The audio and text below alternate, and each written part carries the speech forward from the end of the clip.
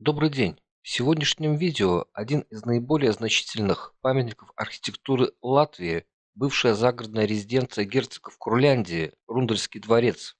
Место, которое в особом представлении не нуждается. Думаю, многие здесь были или собираются посетить. История дворца тесно связана с историей этого края, и чтобы получить более полное представление, нужно начать со Средневековья, иначе рассказ о судьбе дворца будет вырван из общего контекста.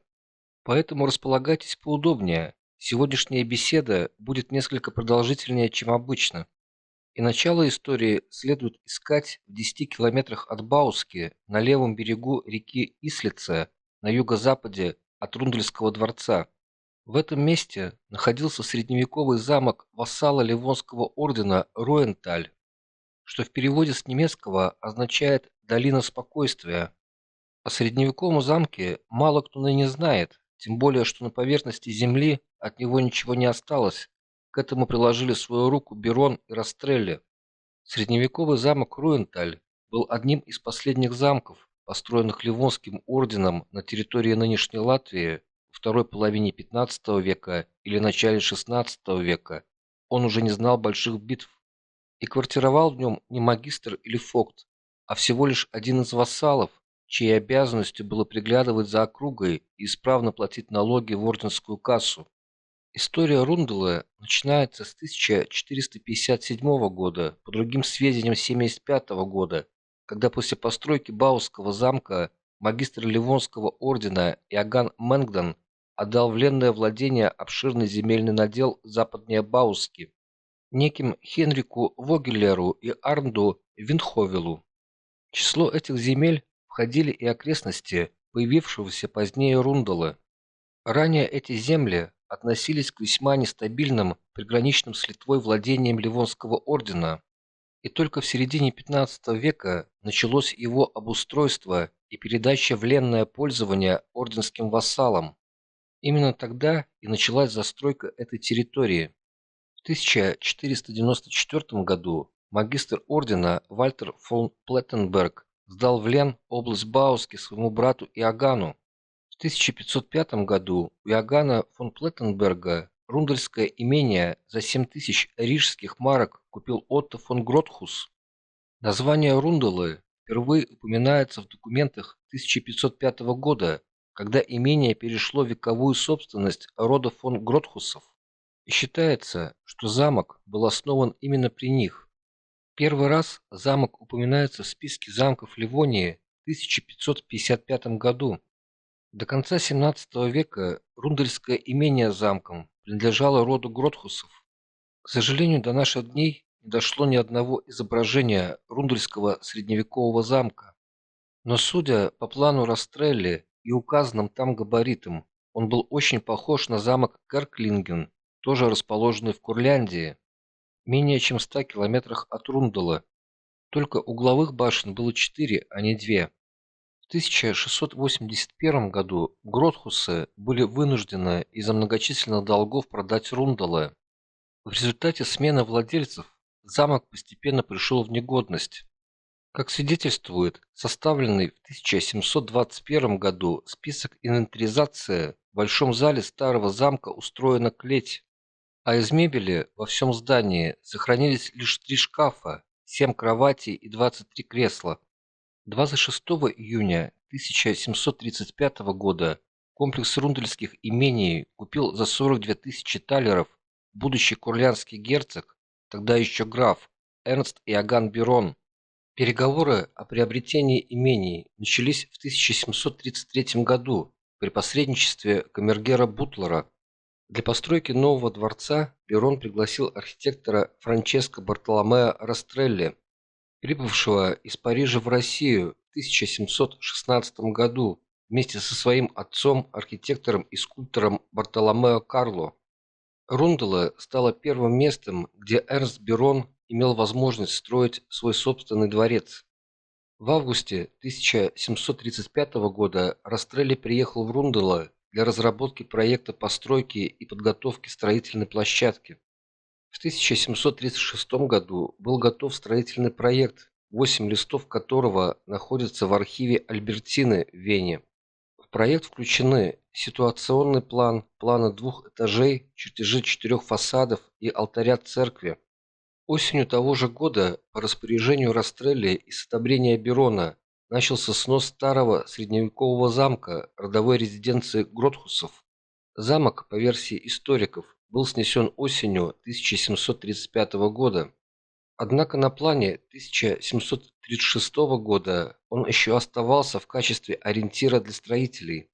Есть мнение, что старые брошенные замки сохраняла в основном та знать, для которой они были родовыми.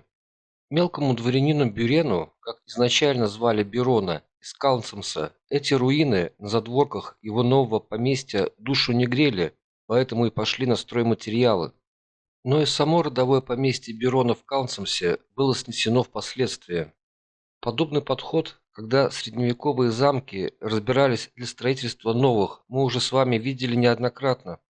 Например, можно вспомнить новый замок Кропоткина в Сигулде, материалом для которого послужил орденский замок Зегевольд, или дворец Вульфа в Гауине и расположенный рядом средневековый Адзель. Единственное представление об облике замка орденского времени дает выполненный Растрелли в 1735-36 годах план размещения нового дворца Берона. Там, рядом с новым дворцом, показан и замок орденского времени.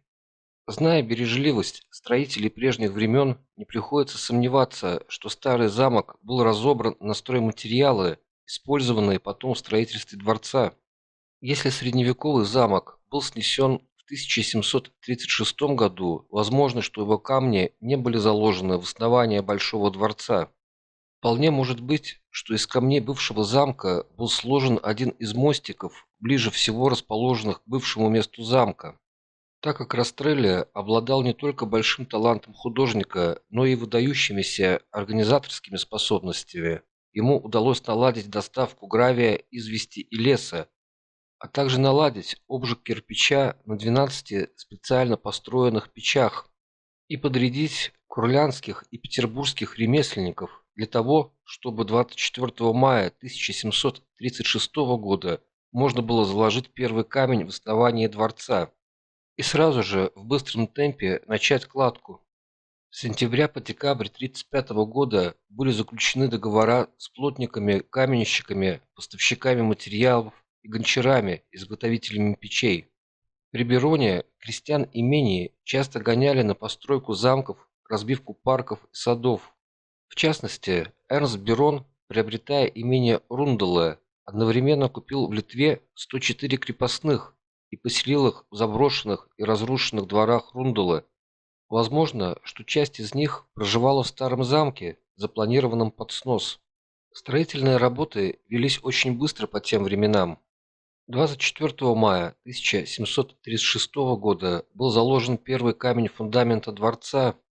При этом событии службу проводил тогдашний священник из Межетне Иоахим фон дер Хорст. Он сам в поздравлении записал следующее. Его высокопревосходительство граф распорядились снести старый замок Руенталь и на его месте построить новый, квадратной формы, в нескольких сотнях шагов от прежнего. 6 июля была закончена укладка всего фундамента, а в июне закончено строительство 12 складов и 12 печей для обжига кирпича. Во дворце работало 268 каменщиков, несмотря на то, что Растрелли просил для работ 500 человек. 1 ноября из-за морозов работы были прекращены. 12 апреля 1937 года строительные работы возобновились. И к 28 мая центральный корпус был закончен. 18 июня начали строить перекрытие боковых корпусов. К октябрю под крышу был подведен один боковой корпус, а второй был покрыт временной конструкцией. Для покрытия крыши впервые в Курляндии была использована луженая жесть, которая сверкала на солнце как серебро. Тем не менее, говорили, что эта дорогая крыша стоила столько же, сколько одна из осыпанных бриллиантами пуговиц на камзоле Берона. Для проведения таких масштабных работ местных сил не хватало, поэтому были задействованы материальные и людские ресурсы из России. Значительную часть декоративных элементов дворца изготавливали в петербургских мастерских. Основной же объем работ выполнялся на месте, главным образом под руководством курлянских немецких мастеров. В самом начале строительства дворца подряд на поставку необходимых материалов был возложен на русских предпринимателей. Самую большую поставку кирпича, 1,5 миллиона штук, организовал Борис Мякишев. В 1736 году на укладке кирпича работали в основном артели вольнонаемных работников общей численностью около 500 человек. Самыми многочисленными из них были артели Чашина и Ершова 171 человек и Михаила Федорова 45 человек. Режим работы на строительстве был крайне тяжелым, даже с учетом всей системы крепостной эксплуатации того времени. Все работники, и вольные, и крепостные, оказались в каторжных условиях. Работы велись в течение всего светлого времени суток с двухчасовым перерывом без выходных. Расценки были настолько низкими, что многие проедали больше, чем зарабатывали. Следствием всего этого стало бегство со строительства не только крепостных, но и официально свободных, а фактически закабаленных, наравне с крепостными наемных работников. Так, во второй половине октября 1736 года убежало 40 каменщиков, весной 1937 года еще 80. К середине 1937 года только около 50 мастеровых продолжали работу, 400 были лежачими больными. А уже в конце того же года герцогу Берону докладывали, что из 250 каменщиков не бежали только 111, но и те при первой возможности собираются в Петербург.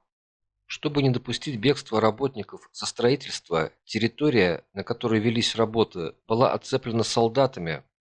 При необходимости солдат также использовали на тех или иных работах. В 1737 году стены дворца были закончены, а в 1938 он уже был подведен под кровлю, и тут же мастера принимаются за отделку интерьеров. На строительстве одновременно работало около 1500 человек.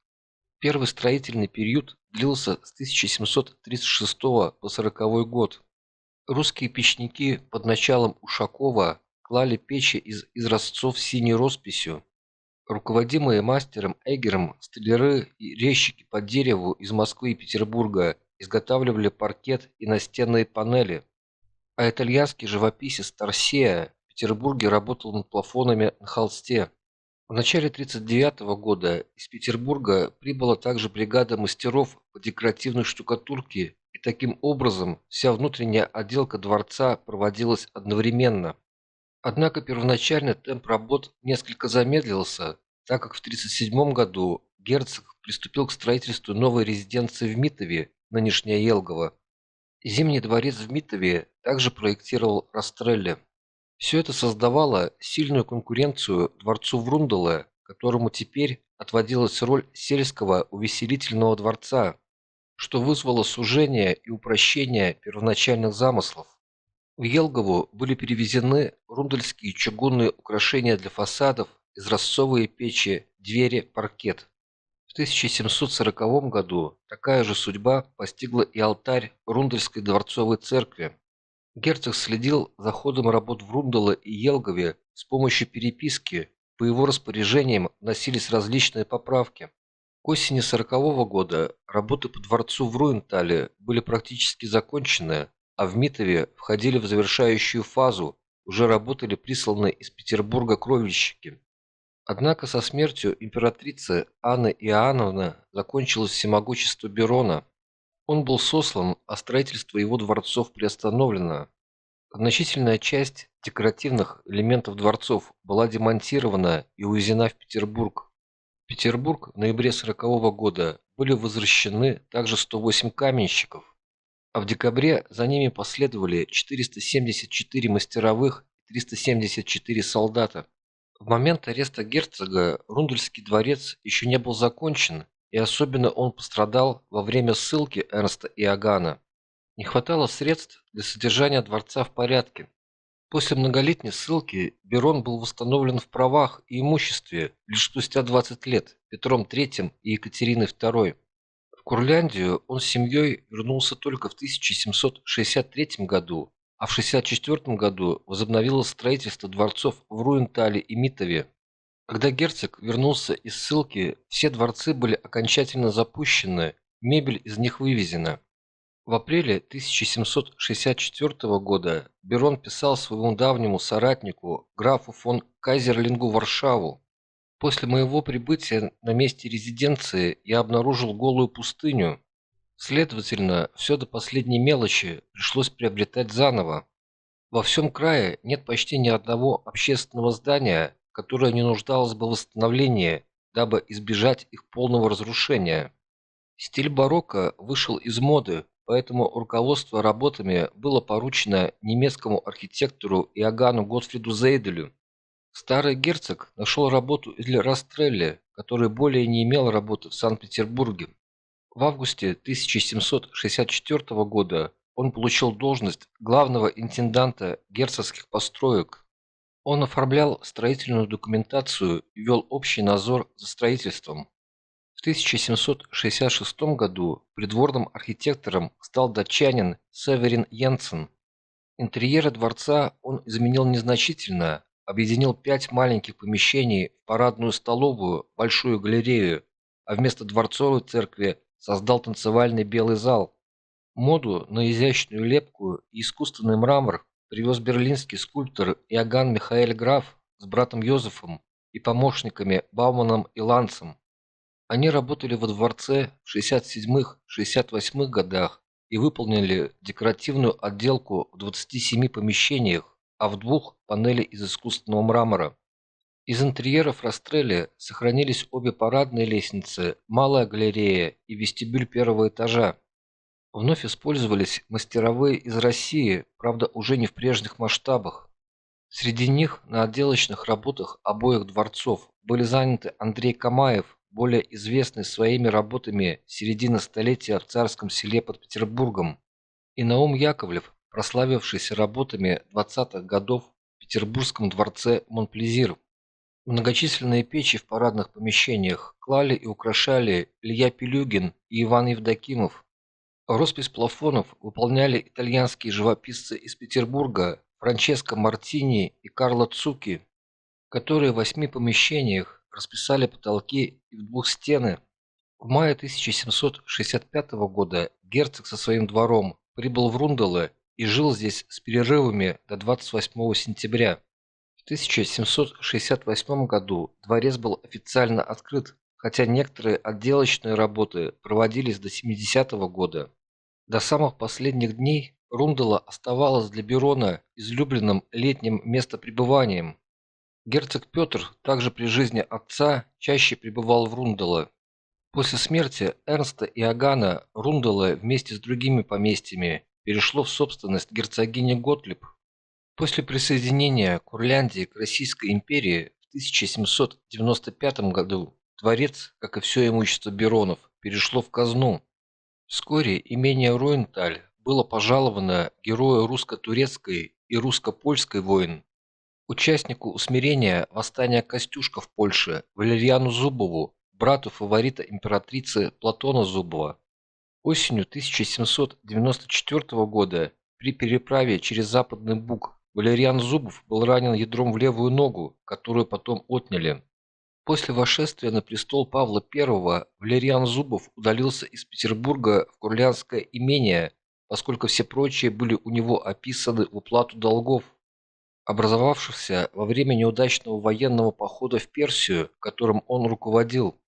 И хотя сам генерал-аншеф Валерьян Александрович был противником заговора против императора, он был принужден участвовать в нем. Павел I был убит, однако возведенный на престол Александр I недолго осыпал милостями заговорщиков. Вскоре их отдалили от двора, и Валерьян Зубов начал посещать свои курлянские владения и устраивать здесь грандиозные балы. Считая себя ответственным за персидский поход, он оказывал помощь ветеранам войны и принимал их в Рундельском поместье. После смерти брата в 1804 году имение унаследовал Платон Зубов. Он оказался хорошим хозяином, получал большие доходы от торговли зерном и разведения лошадей прусской породы. Дворец пострадал во время войны России с Наполеоном в 1812 году. Были сорваны дорогие шелковые обои со стен, разбиты зеркала. Но более всего Платон Александрович горевал о подаренной Екатериной II библиотеке, которую наполеоновские солдаты разодрали в клочья. В 1813 году он начал восстанавливать дворец и затем часто жил в Руентале. В 1820 году Платон Зубов женился на дочери небогатого виленского шляхтича Текли Валентинович. Зубов увез молодую жену в Рундалы, где и скончался 7 апреля 1822 года на 55-м году жизни. В 24 году вдова вышла замуж за графа Андрея Петровича Шувалова. Владельцы бывали в имении редко, за исключением периода с 1864 по 66 год, когда граф Шувалов был генерал-губернатором Лифляндии, Курляндии и Истляндии и использовал Рундалы как свою официальную летнюю резиденцию. В 80-е годы XIX века интерьеры дворца обновили, но к концу столетия часть интерьерных предметов и коллекций искусства была вывезена в Санкт-Петербург. Дворец оставался собственностью семьи Шуваловых до 1920 года, когда в результате земельной реформы в Латвийской Республике они утратили свои права на Рундельское поместье. В 1915-18 годах в дворце были устроены комендатура и госпиталь германской армии, а в 1919 году его разгромили солдаты армии Бермонта-Овалова. После ремонта части помещений в 1923 году во дворце расположилась основная школа Рундельской волости. В 1945 году в залах дворца хранили зерно. В 1963 году часть помещений дворца передали Баускому краеведческому музею, а в 1972 году Рундельский дворец получил статус самостоятельного музея. Первые отреставрированные помещения были открыты для осмотра в 1981 году. Дворец используется также для приема высокопоставленных зарубежных гостей президентом Латвии. Нельзя не сказать и пару слов о французском парке, который вы видели в начале видео. И хотя сейчас не сезон, он производит сильное впечатление. Сад с лабиринтом симметричных аллей и дорожек, стриженными деревцами и живыми изгородями был задуман еще Растрелли. Регулярная часть Рундельского парка, какой она сохранялась в течение всего XIX века, была восстановлена по его проекту. В свое время парк создавался одновременно с дворцом. Осенью 1739 года садовый мастер Кристофер Вейланд докладывал в Петербург, что в парке посажены 328 185 молодых лип, 45 тысяч каштанов и 1885 дубов. Но всего дворцовый ансамбль занимает более 60 гектаров. Если говорить о современной экспозиции, то в музее много интересных экспонатов. На втором этаже для осмотра открыто 14 или 15 залов, насколько я помню. Единственный минус – в некоторых местах недостаточно освещения, не то чтобы его не было, его просто не хватает, но это мое субъективное мнение. Из очевидных плюсов в замке, вопреки моим ожиданиям, оказалось очень тепло. Ну и наличие аудиогида я всегда отмечаю как положительный момент. И, пожалуй, это все на сегодня. Поскольку это последнее видео в уходящем году, поздравляю всех с прошедшими и наступающими праздниками, здоровья, удачи и благополучия вам. Традиционно прошу поддержать канал своими комментариями и подпиской. И если видео вам понравилось, не забудьте поставить лайк. Благодарю за внимание, до новых встреч!